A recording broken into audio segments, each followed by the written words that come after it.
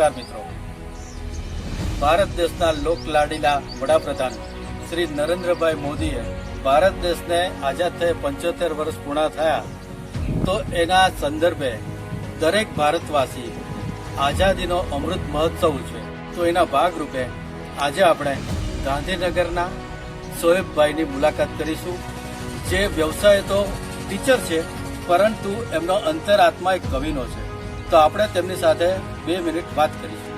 શોએબભાઈ, તમારું મૂળ વતન કયું અને તમે ગાંધીનગરમાં છેલ્લા કેટલા વર્ષથી સ્થાયી છો? મારું મૂળ વતન કહીએ તો સુરેન્દ્રનગર જિલ્લાનો જે લીંબડી તાલુકો છે, ત્યાંના એક નાનું ગામ છે રડોલ, ત્યાંથી હું આવું છું। ભણવાના સંદર્ભે અહીંયા આવવાનું થયું ગાંધીનગરમાં છેલ્લા 3 વર્ષથી છું। મારી બીએડની જે કોલેજ છે એ પૂરી કરી અને અત્યારે સેક્ટર 29માં શાંતિ નિકેતન શાળા છે, ત્યાં શિક્ષકની ફરજ બજાવું છું। ભાઈ, તમે વર્ષોથી ટીચર તરીકે તો સંકળાયેલા છો, પણ મેં સાંભળ્યું છે કે તમારો અંતરાત્મા એક કવિનો છે।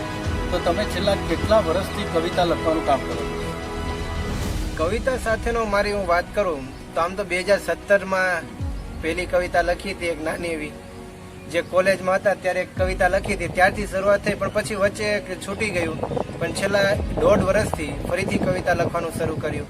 નાના અલગ અલગ જે પણ ટોપિક્સ મળે એ બધા ટોપિક્સ ઉપર કવિતાને, એમાં પણ અત્યારે જે પણ ચાલી રહ્યું હોય સમાજમાં ઝીણી વસ્તુ, એની પર પણ હું કવિતાઓ લખતો હોઉં છું।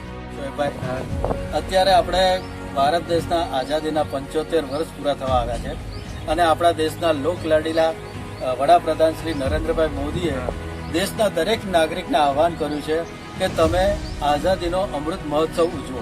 તો તમે એ વિષયે કોઈ કવિતા લખી છે ખરી?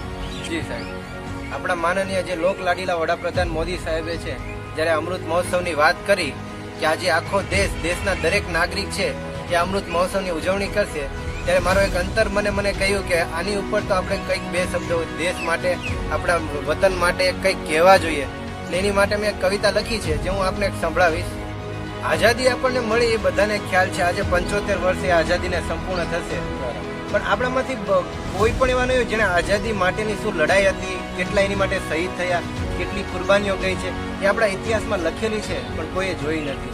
પણ આ ઇતિહાસ જે લખાણો છે, ઇતિહાસમાં એ કેટલો ક્રૂર હશે અને કઈ રીતે આપણે આઝાદી મળી, એની માટે કેટલી મહેનત થઈ છે, એની ઉપર મેં મારા તરફથી જેટલું બન્યું એટલે એક દેશના એક નાગરિક, એક નવો જવાન તરીકે મેં બન્યું એટલી નાની એવી કવિતા લખી છે, જે હું આપની સમક્ષ રજૂ કરી કે આઝાદી હુઈ 75 साल की, आजादी हुई 75 साल की, जिसमें जरूरत पड़ी थी हमें भगत से लेके गांधी के विचार की।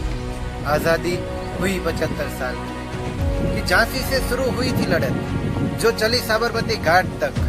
झांसी से शुरू हुई थी लड़त, जो चली साबरमती घाट तक।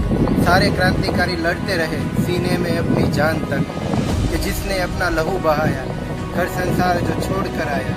जिसने अपना लहू बहाया घर संसार जो छोड़ कर आया। जय हो उस हरेक महान की, आजादी हुई 75 साल की। कि जब आजादी का विचार आया मंगल ने नारा लगाया। जब आजादी का विचार आया मंगल ने नारा लगाया। गांधी ने देश जगाया, सरदार ने एक बनाया। जब आजादी का विचार आया मंगल ने नारा लगाया, गांधी ने देश जगाया, सरदार ने एक बनाया। आज प्रतिभा है सारे संसार में उस सरदार की, आजादी हुई 75 साल की। आजादी हुई 75 साल। देश के जब 2 टुकड़े हुए थे लगा के जैसे गिर पड़ेगा। देश के 2 टुकड़े हुए थे लगा के जैसे गिर पड़ेगा, लेकिन इसने उठ दिखाया, अपना एक वजूद बनाया। देश के जब 2 टुकड़े हुए थे लगा के जैसे गिर पड़ेगा, लेकिन इसने उठ दिखाया, अपना एक वजूद बनाया। आज चर्चा हो रही है इसके सबसे बड़े संविधान की, आज़ादी हुई 75 साल की। आज़ादी हुई 75 साल। आज़ादी हुई 75 साल।